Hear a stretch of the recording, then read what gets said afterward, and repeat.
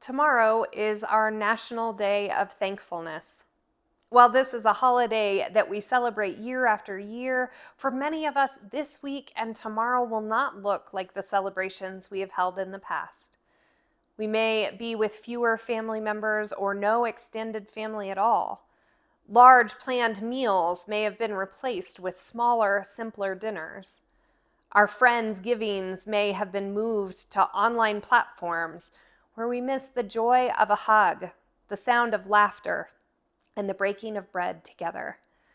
It is easy to look around and wonder, in the midst of all these changes, what are we thankful for this Thanksgiving?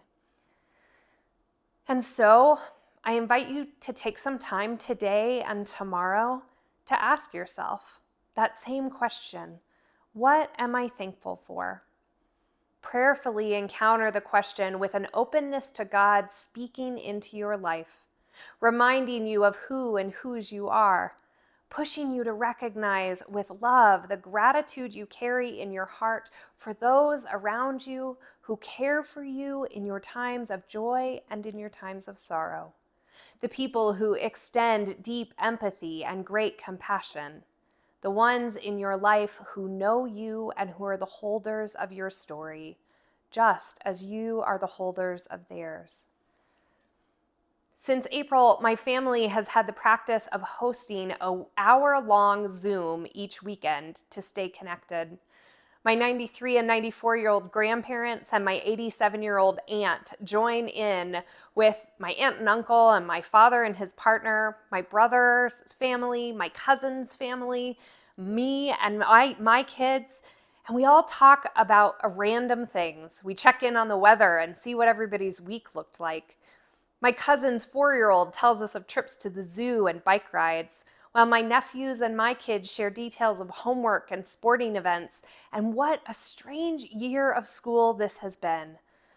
I would have always told you that I was close to my family, but the reality is I am closer and know more about my family and their lives right now than I ever have in my whole life.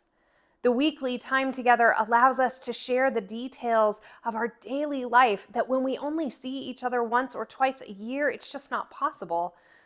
It makes me incredibly thankful for the ways that the pandemic caused us to see our family connection as a core value and make time for a gathering. I will admit I'm terribly sad to not spend tomorrow with my grandparents, as I am sure I would be if 2020 was not such a strange year. And yet I find gratitude for what I have and what I will have in the days and months and years to come, because we decided to connect with each other in this different way. Our gratefulness does not need to come because of grand gestures or newsworthy headlines. Rather, our gratitude comes from genuine love, hope, and helpfulness in our lives and in our world. One of the key messages of Jesus' teaching is a reminder of our connectedness, a message that both in Jesus' time and in our own is a radical and countercultural message.